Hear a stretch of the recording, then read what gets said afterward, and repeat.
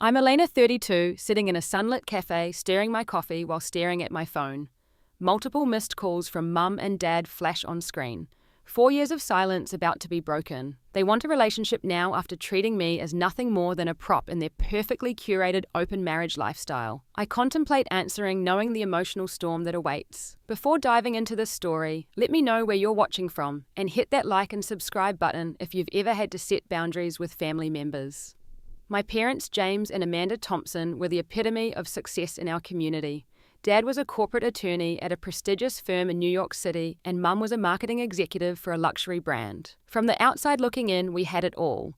A beautiful colonial home in suburban Connecticut, complete with manicured lawns and a swimming pool that hosted summer parties for the neighborhood. My parents were fixtures at local charity events, always donating generously and making sure everyone knew about it.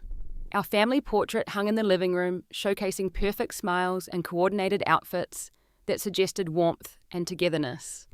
But behind closed doors, a different reality existed. The first signs that my parents' relationship was unconventional appeared when I was around 7 years old. I remember waking up one Saturday morning to find a stranger in our kitchen making coffee in his boxers. When I asked Mom who he was, she simply said, "This is Mommy and Daddy's friend Derek. He stayed over last night." I nodded, accepting this explanation with childish innocence. As weeks turned into months, more friends started appearing. Sometimes they were women who would laugh too loudly at Dad's jokes while touching his arm. Other times men who would kiss Mum on the lips in greeting. I thought nothing of it initially. Kids accept their reality as normal until shown otherwise. By the time I turned 8, there was a steady rotation of adults coming and going from our home, particularly on weekends. They would arrive after my bedtime, but their voices would carry up the stairs, laughter and music keeping me awake. Sometimes I'd sneak to the banister and watch them drinking wine, sitting too close to each other, my parents at the center of it all, seeming to forget they had a daughter sleeping upstairs. Our neighbors and extended family had no idea. My parents were masters of compartmentalization. To the outside world, they were James and Amanda Thompson, devoted parents and pillars of the community. Their special friends never appeared at school functions or family gatherings. When relatives visited, all evidence of their lifestyle disappeared like magic. My 10th birthday party was the first time I truly felt the sting of being secondary in my parents' lives. Mum had promised a small celebration with my friends from school, but when the day arrived, the guest list had somehow expanded to include several of my parents' friends I barely knew. These adults mingled with each other, drinking champagne while we kids were relegated to the backyard. I overheard one woman ask my mother, "Which one is your daughter again?" My own birthday party and I was an afterthought. As I grew older, my parents' absences became more pronounced. Mum would forget to attend parent-teacher conferences. "Sorry, sweetie, work ran late," became her standard excuse, though I'd later discover through overheard phone calls that she'd been meeting with couples from their social circle. Dad missed my piano recitals despite promising to be there. The seat I'd saved for him remained empty while I played Für Elise with trembling fingers. Next door to us lived the Henderson family, whose daughter Sophia became my closest friend. Visiting their home was like stepping into a parallel universe where parents actually showed up for dinner every night. Mr. Henderson asked about Sophia's day and seemed genuinely interested in her answers.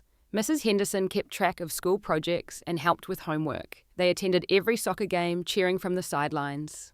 Watching their family dynamics gave me my first glimpse of what normal family life could look like. My actual parenting came from our nanny Margaret.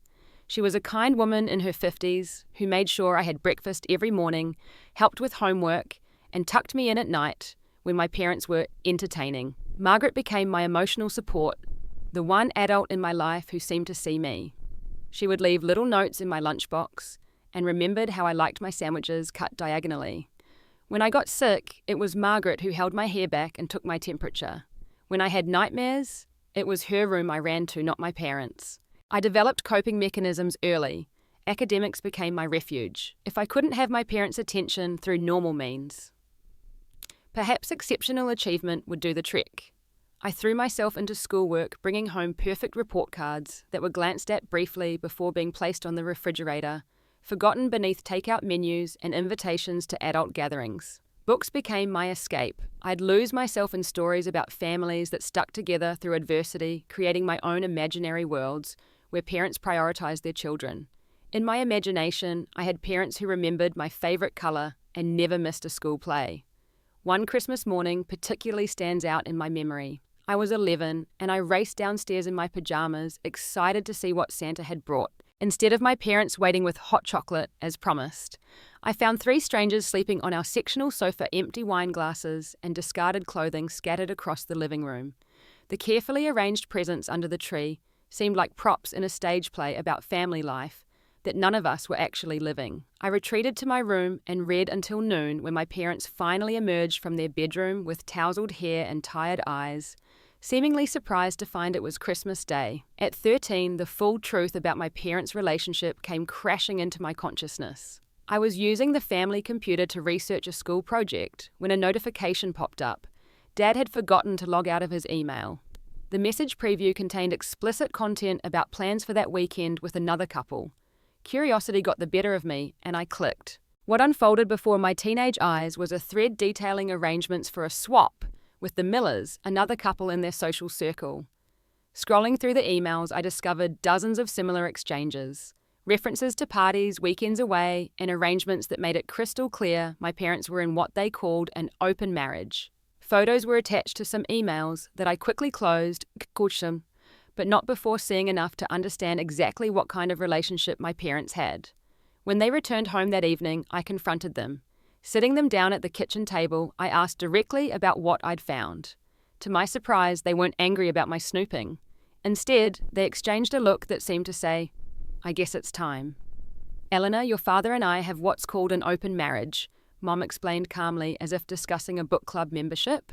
"We love each other very much, but we also have relationships with other adults. It's quite modern, really. Many evolved couples live this way. We were planning to explain this to you when you were older," Dad added, checking his watch subtly.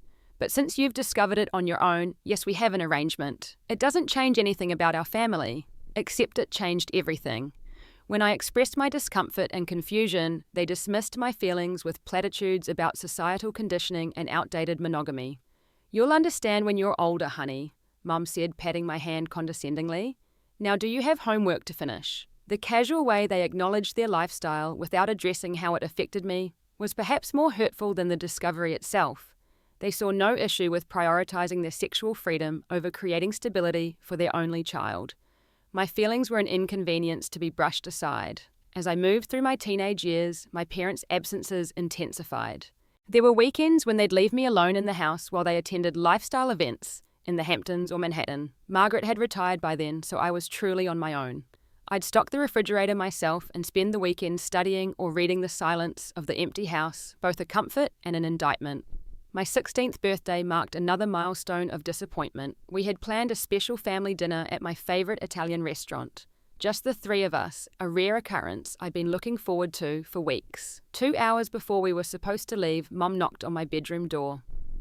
"Sweetheart, something's come up," she said, already dressed in an outfit far too formal for the family restaurant we'd planned to visit. "The Savoys have invited us to a very exclusive gathering tonight. Very important people will be there. I'm sure you understand." I didn't understand. I couldn't understand how a party with their lifestyle friends took precedence over the birthday dinner they'd promised their daughter. I spent that night alone with takeout pizza and a store-bought cupcake, watching movies until I fell asleep on the couch. My resentment grew alongside my independence. I no longer expected my parents to show up literally or emotionally. I stopped telling them about achievements or struggles. When I won the regional debate championship, I didn't even mention the competition. When my first boyfriend broke up with me, I cried alone in my room. The emotional abandonment became a constant dull ache that I carried everywhere. School became more than just an escape. It became my salvation. I joined every club and activity that would keep me out of the house. The debate team became my second family, with competitions that took me away on weekends. Ms. Jenkins, my English teacher and debate coach, seemed to recognize something in me, the hunger for adult approval that wasn't being fed at home. She took me under her wing, offering the guidance and recognition I craved. "You have such a strong voice, Eleanor," she told me after I won a particularly difficult debate. "You speak with conviction beyond your years." Her words fed something starving inside me. Junior year. I caught the flu that was sweeping through school. My fever spiked to 103 degrees, and the school nurse called my parents to pick me up. Neither answered. After 3 attempts, the nurse asked if there was someone else to call.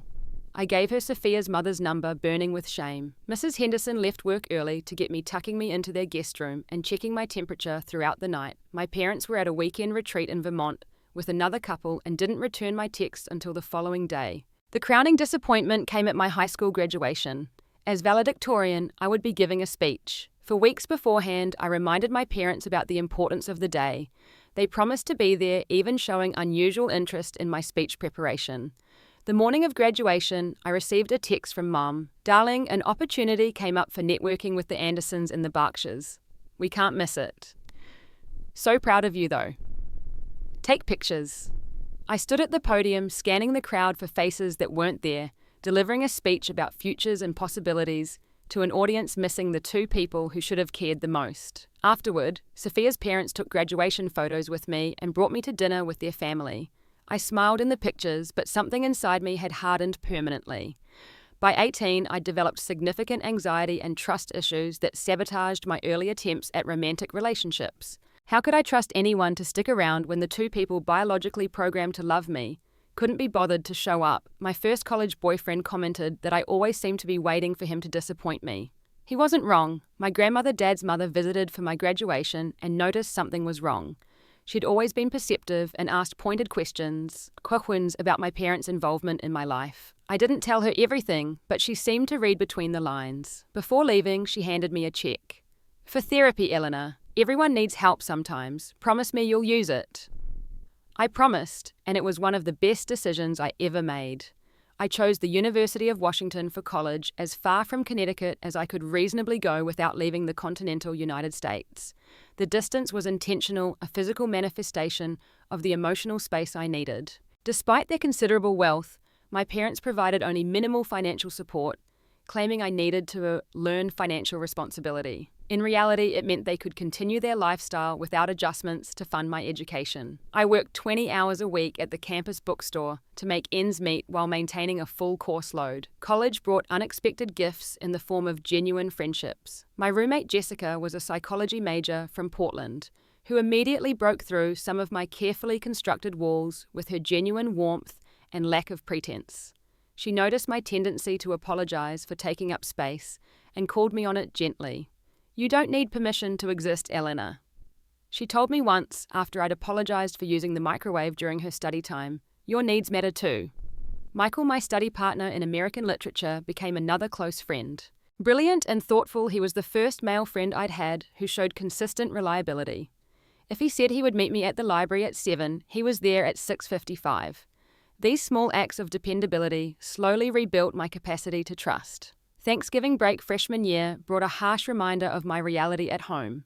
I'd debated not going back at all, but thought perhaps distance had improved things. I took a red-eye flight and arrived exhausted Thursday morning, hoping for at least a semblance of a family holiday. Instead, I walked into a house full of strangers, in various states of undress, clearly recovering from a party the night before. Mum emerged from the kitchen in a silk robe. "Eleanor, we weren't expecting you until later," she said, kissing my cheek. "We're having some friends over for Thanksgiving. You remember the Andersons? And this is Jack and Kimberly, they just moved to the area." I was introduced around the room as our daughter who's visiting from college, like I was a distant acquaintance rather than their only child. The turkey dinner was served buffet style, to accommodate the 15 adults present, none of whom I knew beyond superficial introductions. I ate quickly and retreated to my bedroom, booking an earlier return flight for the following day. Back at school, I started therapy with Dr. Larson using the money from my grandmother. In those sessions, I began to understand the concept of childhood emotional neglect. "What you're describing is a profound absence," Dr. Larson explained. "Your physical needs were met, but your emotional needs were systematically ignored. That's a form of neglect that often goes unrecognized because there are no visible bruises." Those words validated 20 years of vague pain I'd never been able to properly name. I wasn't crazy or too sensitive. My parents had failed me in fundamental ways while maintaining the illusion of proper parenting. Summer after sophomore year, I landed an internship at a Seattle publishing house. My supervisor, Sarah, became an unexpected mentor. In her 50s, with grown children of her own, she showed a genuine interest in my development, both professional and personal. She invited me to family dinners, remembered details about my life, and celebrated my small victories. "Good work should be acknowledged, Eleanor," she said after I completed a particularly challenging project. "That's how we know we matter." Junior year passed in a blur of classes therapy and growing independence. Senior year brought the excitement of graduation planning. Despite previous disappointments, some childish part of me still hoped my parents would show up for this significant milestone. They promised repeatedly they would attend. "Wouldn't miss it for the world, honey," Dad assured me over the phone. The morning of graduation, I received a text. "Something's come up. Big opportunity to network with important couples from Boston. Sorry we can't make it. So proud. We sent a gift to your apartment." The gift was an expensive watch I never wore. Jessica found me crying in our apartment afterward, curled up on my bed still wearing my graduation robe. She sat beside me, not offering empty platitudes, just presents. "They don't deserve you," she said, finally helping me remove my cap.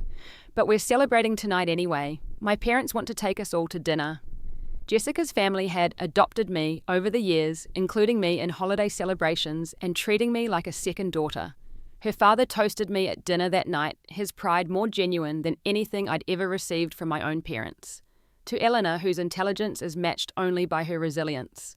"We couldn't be prouder if you were our own." That final year of college, I began limiting contact with my parents. Calls became shorter and less frequent. I stopped visiting during breaks, making excuses about work or study requirements. They barely noticed the difference. My first serious relationship in college was with Daniel, a kind engineering student who pursued me with gentle persistence. The relationship lasted 8 months before my fear of vulnerability created an insurmountable wall between us. "I feel like you're always waiting for me to hurt you," he said during our breakup conversation. "And I don't know how to prove I won't except through time, which you won't allow." He was right, of course. I was so accustomed to disappointment that I sabotaged things before they had a chance to develop. I graduated with honors, my name in the program, with distinction the ceremony attended by friends and their families but not my own. The expensive watch arrived 2 days later with a card signed "Love Mum and Dad" in my mother's handwriting, a hollow gesture from people who couldn't be bothered to show up. After graduation, I made the decision to stay in Seattle permanently. The 3,000 miles between me and Connecticut provided a buffer that allowed me to breathe. I secured an entry-level position at a prestigious publishing house, focusing on contemporary fiction. The work was demanding but fulfilling, giving me purpose and direction. My parents called occasionally, usually on birthdays or major holidays.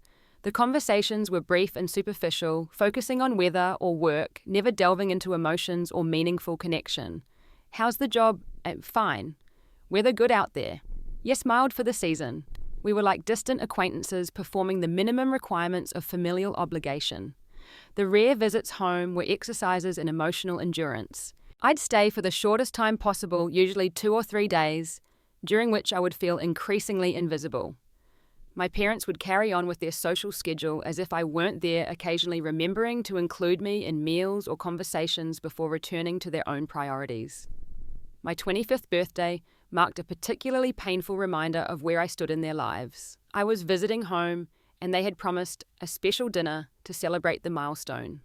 When I came downstairs dressed for the occasion, I found the dining room filled with their lifestyle friends, many of whom I'd never met. Mum had arranged a seating chart that placed me between 2 strangers, while she and Dad sat at opposite ends of the table entertaining their guests. The conversation revolved around their recent trips and social events, with occasional questions tossed my way about that job in Washington. Not once did anyone acknowledge it was my birthday until dessert, when Mum brought out a cake, and everyone sang with awkward unfamiliarity, most not even knowing my name. I met Ryan at a literary event in Seattle the following year. He was a software engineer with a passion for reading, attending the book launch to support his cousin, the author. We began talking about the novel and didn't stop for 3 hours closing down the venue. His intelligence was matched by his emotional awareness, a quality I found both attractive and terrifying. Here was someone who saw me completely, who asked questions and remembered the answers, who followed through on his promises without prompting. Our relationship developed slowly, my trust issues creating roadblocks that Ryan navigated with patient understanding. "I'm not them," he would say when I expected disappointment. "Judge me by my actions, not your fears." Over time, his consistency proved stronger than my doubts. Ryan's family embraced me completely from our first meeting. His parents Martin and Julia welcomed me into their home with warmth that felt almost uncomfortable in its sincerity. Sunday dinners became a ritual, the conversation flowing easily as Martin asked about my work and Julia insisted I take leftovers home. Family takes care of each other, she would say, packing containers for me without asking. These simple acts of thoughtfulness were foreign territory for me. My parents showed little interest in meeting Ryan until our engagement was announced. Suddenly, they wanted details about his family, his job, his background. Their questions focused on his financial prospects and social connections rather than his character or how he treated me. When I mentioned his parents were teachers, I could see their interest deflate visibly. We arranged a dinner when my parents were in Seattle for a lifestyle convention. They insisted on an expensive restaurant downtown, arriving late, and immediately trying to impress Ryan with name-dropping and stories about their high-profile connections. Ryan, to his credit, remained politely engaged while shooting me concerned glances throughout the evening. Dad ordered the most expensive wine on the menu, making a show of discussing vintages with the sommelier, while Mum questioned Ryan about his career trajectory and potential earnings. Not once did they ask about our relationship or express genuine happiness about our engagement. "Are they always like that?" Ryan asked afterward as we drove home. So focused on status. That was actually them on good behaviour. I replied, the knot in my stomach finally beginning to loosen as we put distance between ourselves and the restaurant. You see why I limit contact. Wedding planning became the next battleground. Despite my minimal relationship with my parents, they suddenly wanted to take charge, viewing the event as a social opportunity rather than a celebration of our relationship. Mum called with lists of must-invite guests, most of whom were their friends rather than mine. Dad emailed venues far outside our budget, focusing on impressiveness rather than meaning. "We could help with the cost, of course," Mum suggested. During one call. The Andersons' daughter had her reception at the Ritz last year. Everyone still talks about it. The pressure mounted until Ryan found me having a panic attack after a particularly intense call with my parents about the guest list. "This is our wedding, yeah," he reminded me, holding me until my breathing normalized. "Not a networking event for your parents. What do you want?" What I wanted, it turned out, was a small, intimate ceremony with the people who had actually been present in my life. We reserved a charming bookstore that hosted events, planning a literary-themed wedding with just 40 guests. When I informed my parents of our decision, the manipulation began in earnest. "Eleanor, be reasonable. We've already mentioned the wedding to several important colleagues. People will think we can't afford a proper venue. What about family tradition? Your cousin Jenna had 200 guests at her wedding. When guilt failed, they switched to anger." Dad threatened to withhold financial support, apparently forgetting we hadn't asked for any. Mum suggested I was being selfish and ungrateful after everything they'd done for me. When those tactics failed as well, they reluctantly agreed to attend the smaller event, extracting the concession that they could invite 4 couples from their social circle. The wedding day itself was nearly perfect apart from my parents' involvement. They arrived late to the ceremony, causing a delay. During the reception, they caused a scene about seating arrangements, insisting their friends needed to be at the main table despite the careful planning that had family members in those spots. Ryan's parents stepped in gracefully, offering to move to make space, but I could see the confusion and concern in their eyes. "Is everything okay?" Julia asked me in a quiet moment by the dessert table. "Your parents seem tense." "They're always like this," I admitted. "Everything has to revolve around them." She squeezed my hand gently. "Well, today is about you and Ryan, and we couldn't be happier to officially call you our daughter." That simple statement, delivered with genuine affection, brought tears to my eyes. In that moment, the contrast between Ryan's family and my own couldn't have been clearer. Our honeymoon provided a blissful reprieve from family dynamics, 2 weeks in New Zealand, hiking and exploring. For perhaps the first time in my life, I experienced what it felt like to be the complete focus of someone's attention and care. Ryan noticed when I was tired, remembered my preference for morning tea instead of coffee, and took genuine pleasure in my happiness. This, I realized, was what love was supposed to feel like. Upon our return, we began couples therapy, not because of problems between us, but as a proactive measure to ensure my family trauma didn't contaminate our marriage. Dr. Cooper helped me articulate needs I'd never been able to voice before. "You deserve to be seen and valued," she reminded me in one session. "And it's okay to set boundaries with those who can't or won't do that." 3 months after our wedding, I received a promotion to senior editor at the publishing house. When I shared the news with Ryan, he organized a surprise celebration dinner with friends. When I mentioned it casually to my parents during our monthly call, their reaction was immediate and unusual. Senior editor, "That's wonderful news, sweetheart." Mum gushed with more enthusiasm than she'd shown for any of my previous accomplishments. "We should visit soon to celebrate. Perhaps we could host a dinner at that restaurant we went to with Ryan." The sudden interest confused me until Dad added, "The Palmer's son works in publishing too. Not as high up as you, of course. They'll be so impressed when we tell them." The realization was both painful and clarifying. They only cared about achievements they could leverage in their social circles, accomplishments they could brag about to friends. My worth to them was measured solely by how they could use me to elevate their own status. I was and had always been merely a prop in the ongoing performance of their lives. The news of my pregnancy came as a joyful surprise. Ryan and I had discussed children, but thought we'd wait another year or two. Nature had other plans. The positive test sent me into a spiral of conflicting emotions. Happiness, certainly, but also paralyzing fear. What did I know about being a mother? My own example had been a masterclass in what not to do. I don't know if I can do this. I confessed to Ryan late one night, my hand resting on my still flat stomach. What if I'm like them? Ryan's response was immediate and certain. "You won't be. You know why, because you're asking that question. You're already thinking about how to be present for our child. That's more than they ever did." His unwavering support became my anchor as we navigated early pregnancy. When the first ultrasound revealed twins, our shock gave way to doubled joy. 2 babies, a ready-made family, a chance to create the childhood I never had. We decided to tell my parents during Thanksgiving, planning a visit to Connecticut. Despite my reservations, it seemed like news that should be delivered in person. We arrived at their house on Wednesday evening, tired from the cross-country flight, but nervous with anticipation. The familiar driveway was filled with unfamiliar cars, music and laughter spilling from the open front door.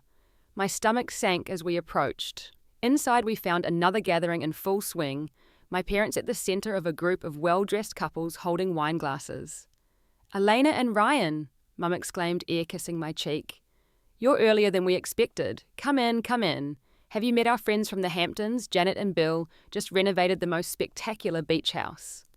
We were pulled into introductions and small talk for nearly an hour before I could pull my parents aside in the kitchen, Ryan's hand firmly in mine for support. "We have some news," I said, forcing enthusiasm into my voice, despite the sinking feeling that this moment, like so many others, would be diminished by their response. "I'm pregnant, with twins. You're going to be grandparents." Dad's face registered surprise, then a quick smile. "That's great news," he said, looking over my shoulder. "Have you met our friends from the Hamptons?" Mum clapped her hands together. "Twins." "How wonderful. We'll have to plan a spectacular baby shower. I'm thinking the country club spring theme, maybe 100 guests or so." Neither asked how I was feeling or when I was due.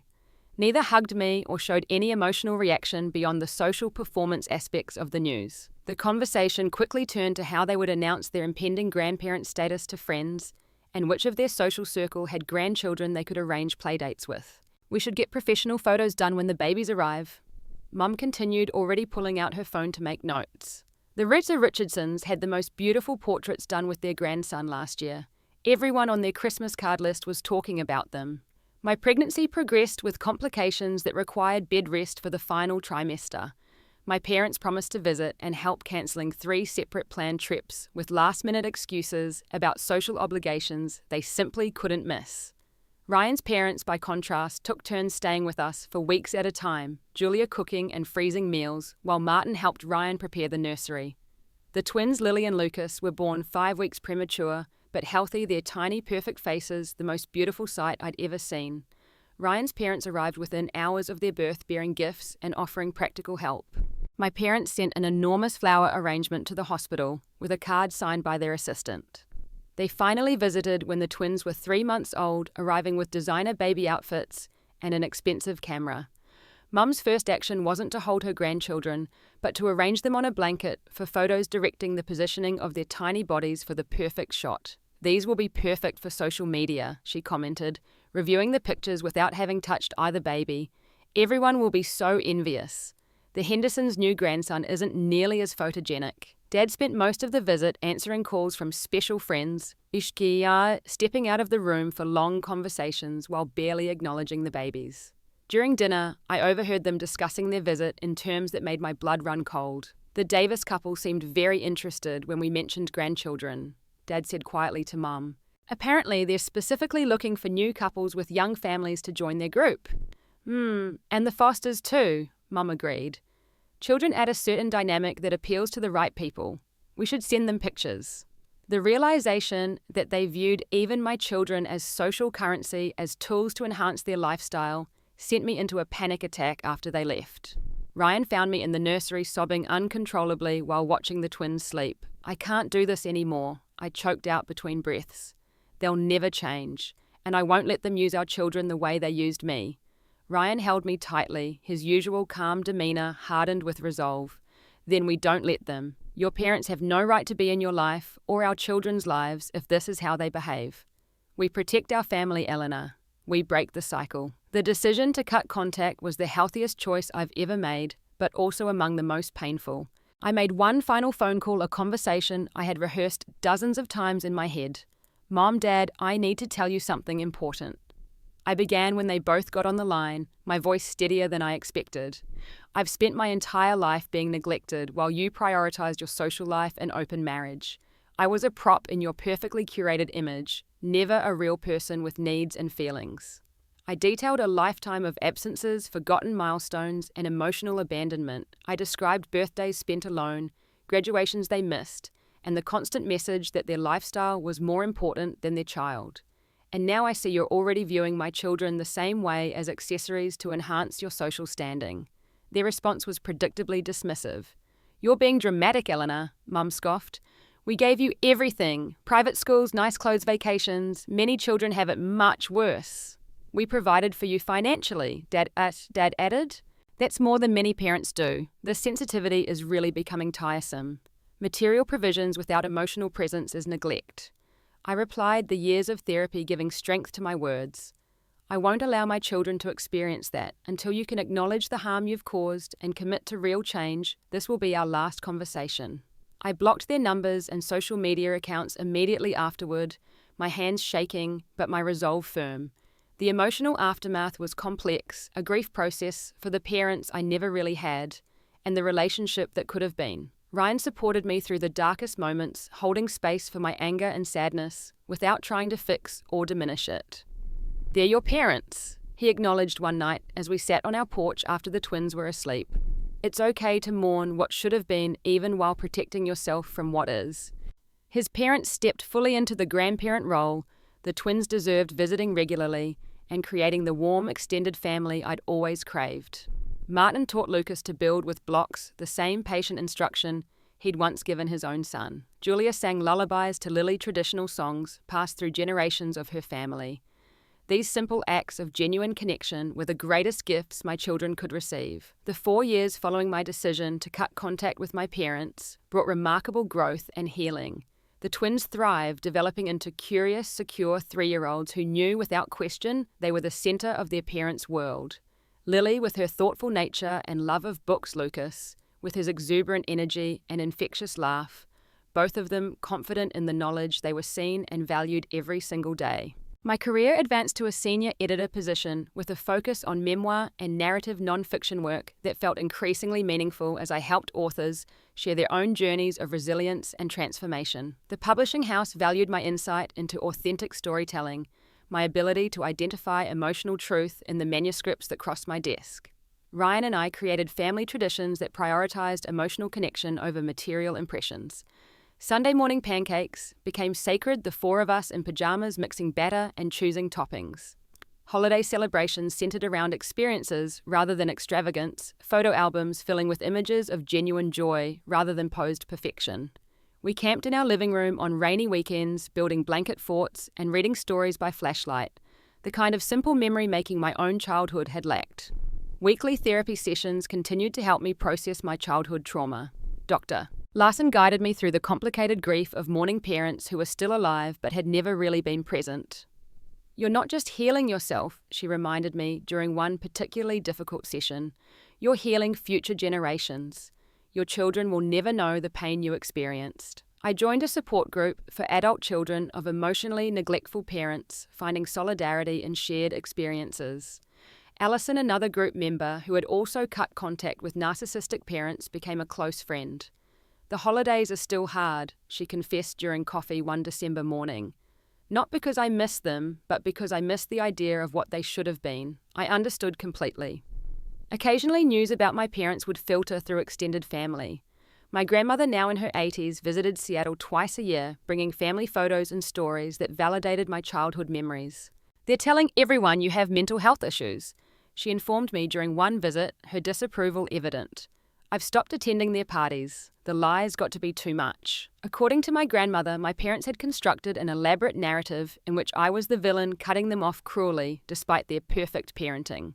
They showed acquaintances baby pictures of me as props in their performance of wounded grandparents, while continuing their lifestyle unchanged. My confidence as a mother grew with each passing day. I found myself hyper-aware of my children's emotional needs, sometimes overcompensating for my own childhood by questioning every parental decision. "Am I present enough?" I would ask Ryan after busy work weeks. "Do they know how much they matter? Look at their faces when you walk in the room." He would answer simply, "They know." Certain parenting moments would trigger painful memories. The first time Lily had a ballet recital, I arrived 30 minutes early to get front row seats. My stomach knotted with the memory of scanning empty audiences for my own parents. When Lucas fell off the playground structure and needed stitches, I took a week off work to stay with him, remembering fevers faced alone. The twins' developmental milestones brought unexpected joy in their simple acknowledgement of my presence. "Mommy watch" became a frequent refrain as they learned new skills, their automatic assumption that I would be interested in everything they did, healing some primal wound inside me. The knowledge that my children would never question their worth in my eyes became my greatest achievement. Ryan's support remained unwavering through my healing journey. He understood when certain situations triggered old pain, creating space for my emotions without judgment.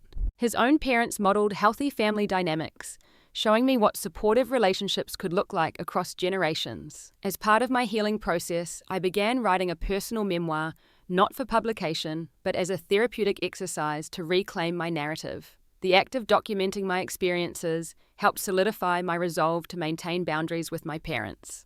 "Remembering helps me from sliding back into doubt," I explained to Dr. Larson. "When I waver, I can read my own words and remember why I made this choice."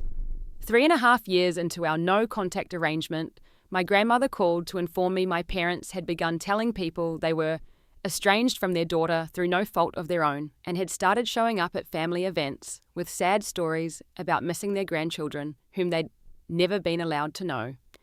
"It's all for show," my grandmother assured me. "Nobody who really knows them believes it.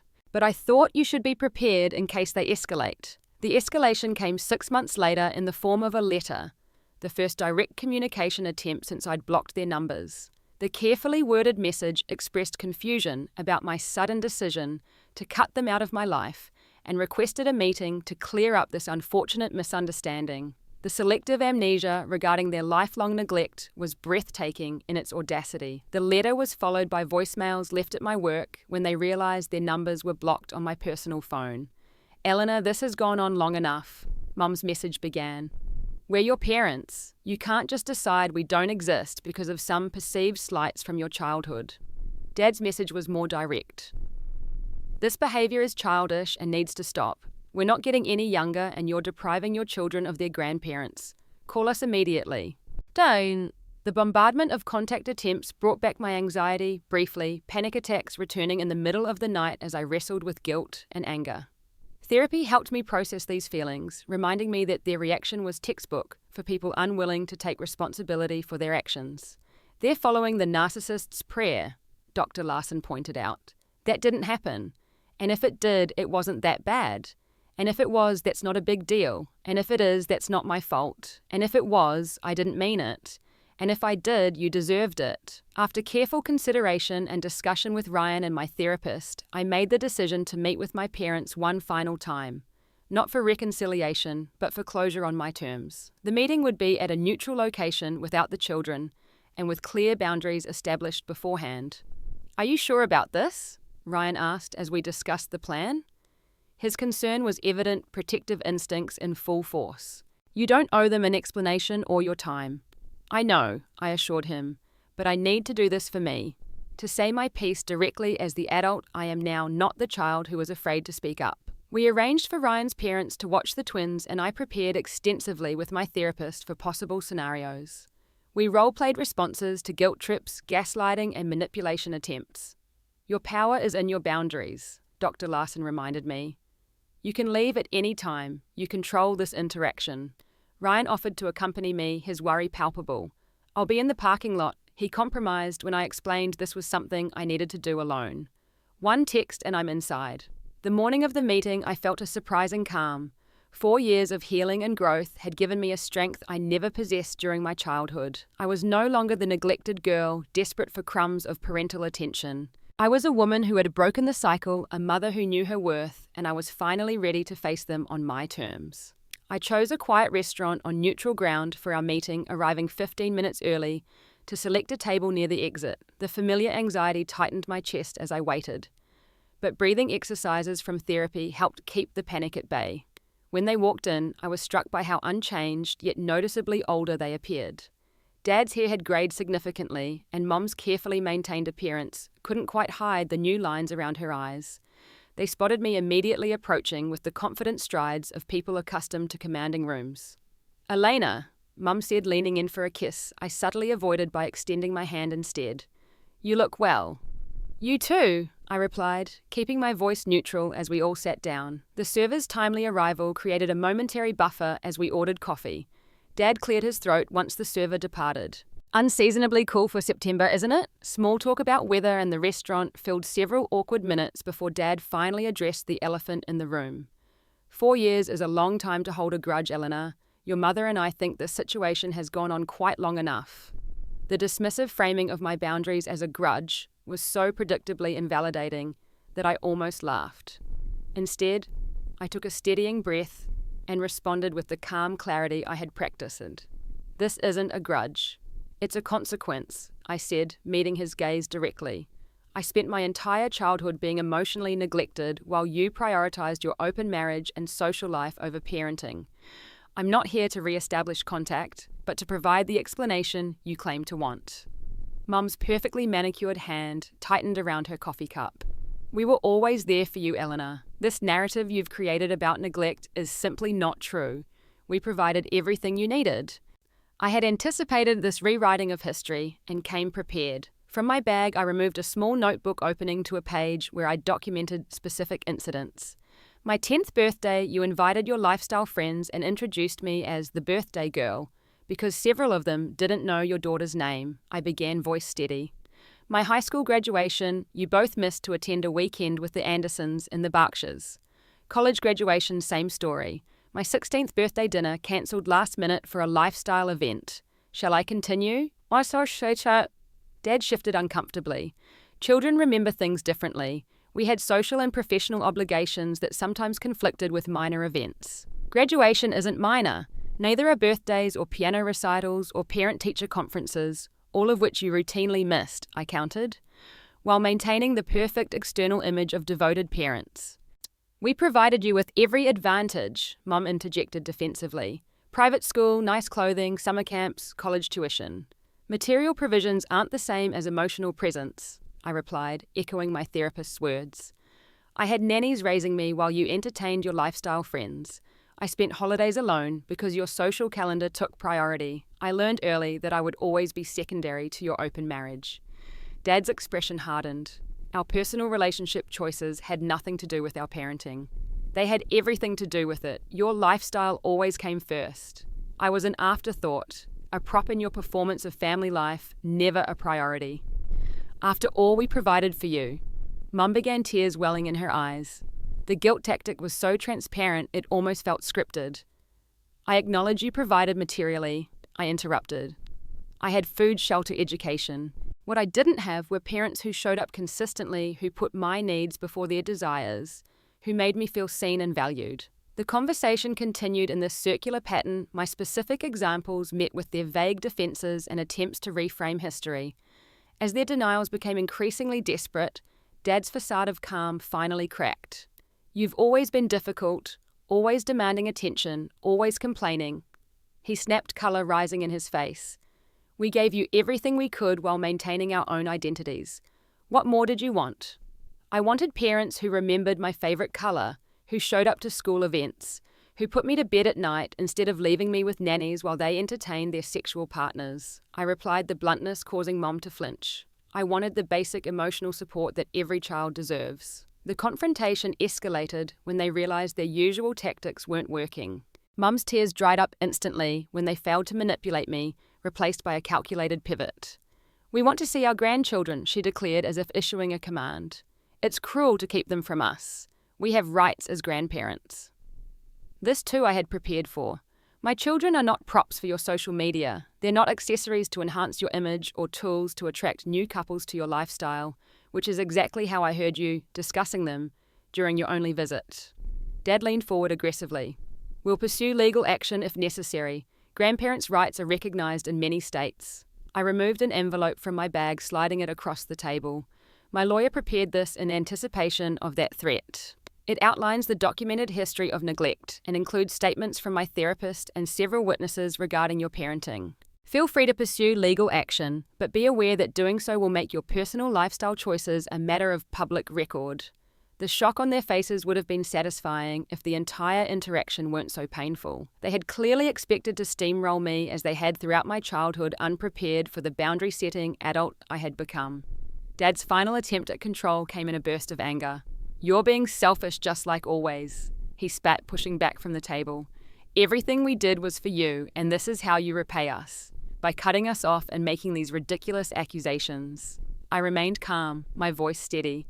I spent years in therapy processing the damage caused by your neglect. I've worked hard to break the cycle so my children will never feel the way I did growing up. That's not selfishness, it's healing. We're leaving, Mum announced, gathering her purse. When you're ready to apologize and behave reasonably, you know how to reach us. They stormed out of the restaurant, the perfect image of wounded parents, a performance likely to be recounted to their friends with convenient edits. I remained at the table, surprised by my lack of emotional reaction. No tears, no panic attack, no crushing guilt, just a profound sense of having finally spoken my truth. The drive home felt surreal, a lightness in my chest that hadn't been there before. Ryan was waiting in the driveway, as promised, his concerned expression melting into relief when he saw my calm demeanor. You okay? He asked, pulling me into a hug. Better than okay, I replied honestly.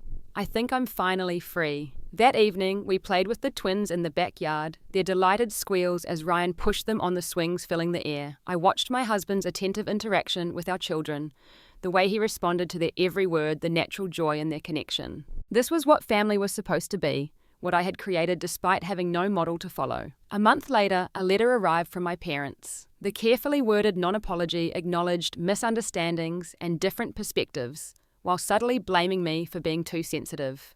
The final paragraph suggested I take some time to reflect on the advantages I'd been given before making permanent decisions about family relationships. I placed the letter in a file rather than responding. There was nothing left to say. As months passed, I continued strengthening the family bonds that mattered.